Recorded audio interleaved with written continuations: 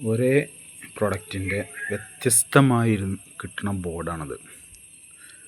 ഇത് ECUവിൻ്റെ ഏകദേശം ഒരു പുതിയ മോഡൽ ഇറങ്ങിയ ബോർഡാണിത്. പക്ഷേ ഇതിൻ്റെ മെയിൻ 2-3 സാധനങ്ങൾ പോയിട്ടുണ്ട്. അതൊക്കെ അഴിച്ചിട്ട് മാറ്റാൻ വെച്ചതാണ്. നമ്മൾ കടകളിൽ നിന്ന് കിട്ടുമ്പോൾ അത് അത്ര കറക്റ്റായിട്ട് കിട്ടില്ല. എന്തായാലും ചെറിയൊരു ഡിഫറൻസ് ഉണ്ടാവും. അതിന് വേണ്ടിയിട്ട് ഇതിൽ ഈ ജമ്പർ ഇട്ടത് ഈ ഷൂസ് കംപ്ലൈൻ്റ് ആയിരുന്നു. അപ്പോൾ അത് ജമ്പർ ഇട്ട് കണക്ട് ചെയ്തതാണ്. ഈ ഡ്രൈവർ, അതേപോലെ ഇതിൻ്റെ റെസ്റ്റ് കപ്പാസിറ്റൻസ്, അതേപോലെ ഇതിൻ്റെ ബാക്കിയുള്ള ബോർഡിൽ അങ്ങനെ ചെറിയ കംപ്ലൈൻറ്റ് കാര്യങ്ങളൊന്നുമില്ല. ഇതേ ECUവിൻ്റെ സെയിം ആയിട്ട് വരുന്ന ബോർഡാണിത്. കുറച്ച് മുമ്പ് ഇറങ്ങിയതാണ്. ഇതിൽ ഒന്നുകൂടെ വ്യത്യാസപ്പെടുത്തിയിട്ടാണ് നിർമ്മിച്ചിരിക്കുന്നത്.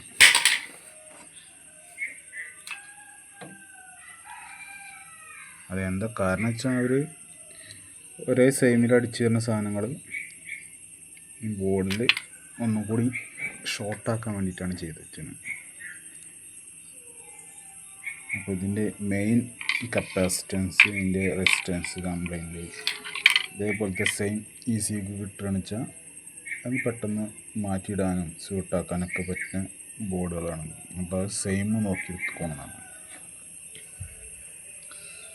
ഇതേ സെയിം കമ്പോണൻസ് തന്നെയാണ് ഈ ബോർഡിൽ യൂസ് ചെയ്തിരിക്കുന്നത്.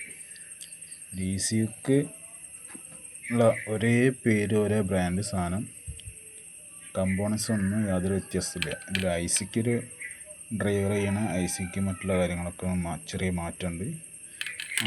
ആ മാറ്റം ശരിക്കും ഈ ബോർഡിലും കാണാനുണ്ട്. ഇതിൽ പ്രിൻറ്റിൻ്റെ മേലെ അതിൻ്റെ കുറച്ച് കാര്യങ്ങളൊക്കെ ചെയ്തെടുത്തിട്ടുണ്ട്.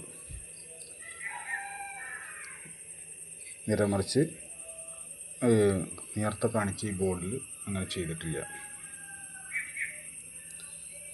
ഒരേ കമ്പനിയുടെ 2 സെയിം PCBകളാണ്.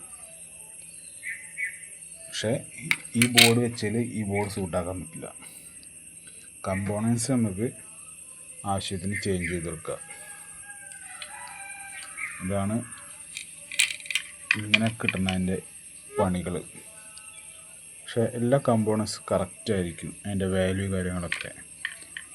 അപ്പോൾ പുറത്ത് കടകളിൽ നിന്ന് വാങ്ങിക്കണമൊക്കെ നല്ലത്. ഇതേപോലത്തെ എല്ലാം കംപ്ലൈൻറ്റുകൾ കിട്ടുകയാണെന്ന് വെച്ചാൽ അത് നോക്കി ചെയ്യണം നല്ലത്.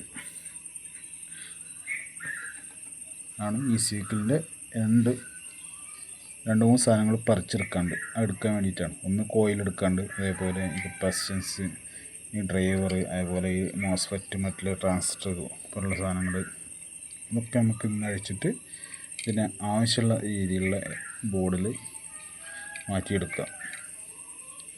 ഇത് ECUവിൻ്റെ ഒറിജിനൽ തന്നെ ആവും ചെയ്യും.